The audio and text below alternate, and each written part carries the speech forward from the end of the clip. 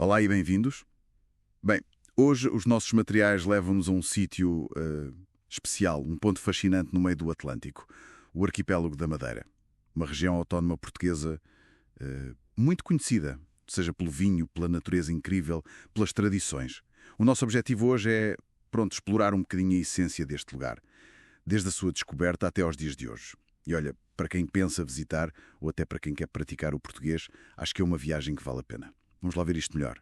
Precisamente, e é importante referir que é uma região ultraperiférica da União Europeia. Isto tem implicações, claro. Tem um estatuto especial, acesso a certos fundos, mas também enfrenta desafios únicos por causa da distância.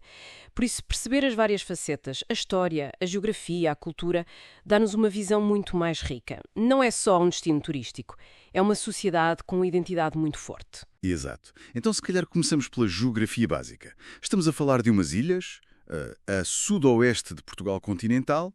As principais e as habitadas são a Madeira, que é assim muito montanhosa, muito verde, e depois o Porto Santo. Porto Santo é mais conhecida pela praia enorme de areia dourada. Um contraste interessante. E depois há as desertas e as selvagens, que são reservas naturais importantíssimas. Mas este contraste entre as duas ilhas habitadas já é bastante curioso, não é? É, sem dúvida. E o que é fascinante aqui, acho eu, é como os próprios nomes dos sítios, a toponímia, já nos contam uma história. Madeira, pronto, veio da quantidade de árvores de floresta que os descobridores encontraram. Muita madeira. E Porto Santo terá sido o nome dado a um sítio que lhes serviu de refúgio seguro durante uma tempestade. Portanto, os nomes refletem logo as primeiras impressões e os desafios que encontraram.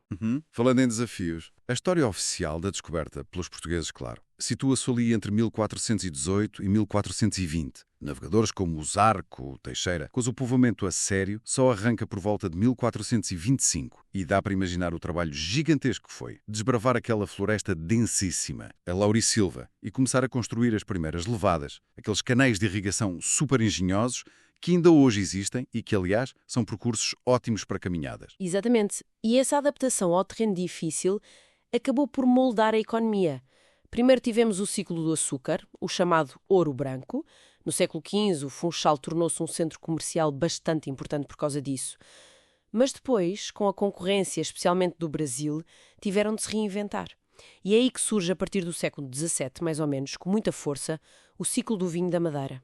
Este vinho, que é fortificado, não só ficou famoso no mundo inteiro, chegou à Inglaterra, à América do Norte, como até se dizia que as longas viagens de barco lhe faziam bem, melhoravam a qualidade.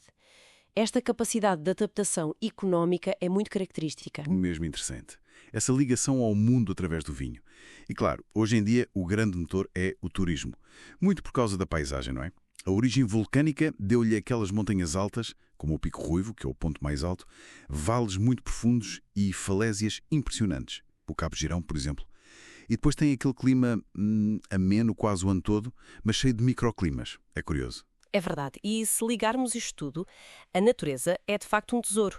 A floresta Laurisilva, que é Património Mundial da Unesco, é talvez o maior destaque. É um tipo de floresta que antigamente era comum na Europa, subtropical úmida, e hoje tem na Madeira o seu maior reduto e o mais bem conservado. É um santuário de biodiversidade. Tem espécies únicas como o pombo-trocaz e no mar, claro, golfinhos, baleias e até o lobo marinho, que é raro lá nas desertas. A Madeira é um autêntico laboratório vivo. Um laboratório vivo, gostei disso, e que também se prova à mesa. A gastronomia é outro ponto forte. A famosa espetada em pau de louro, o peixe espada preto com banana, que parece estranho, mas resulta, o bolo do caco, quentinho, com manteiga de alho, Delicioso. e, claro, a poncha, aquela bebida com aguardente de cana, mel, sumo de limão, e o vinho madeira, claro. E depois há as tradições, o folclore, o bailinho, o bordado de madeira, tão delicado, e os carros de cesto de monte, super icónicos. E as festas. O Carnaval, a Festa da Flor e o fim de ano com aquele fogo de artifício mundialmente famoso. Sim, é verdade. E olhando para a economia atual, o turismo domina, sem dúvida.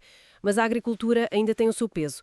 A banana é o principal produto de exportação, mas também exportam flores, outros frutos tropicais e existe também o Centro Internacional de Negócios da Madeira, uma zona franca que tenta atrair investimento estrangeiro com benefícios fiscais. É uma forma de diversificar. Em termos de população, concentra-se muito no Funchal.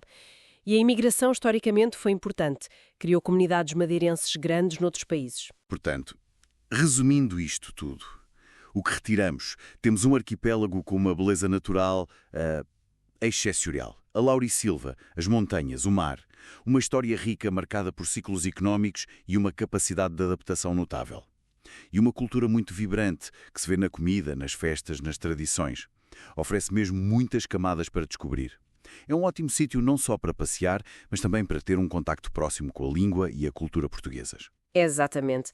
E talvez isso nos deixe pensar numa questão importante para o futuro. Com esta popularidade toda, que não para de crescer, como é que a Madeira pode encontrar o equilíbrio certo entre o desenvolvimento que o turismo traz, que é necessário, e a preservação do seu património natural e cultural, que é o único e é precisamente o que atrai as pessoas? Fica a reflexão.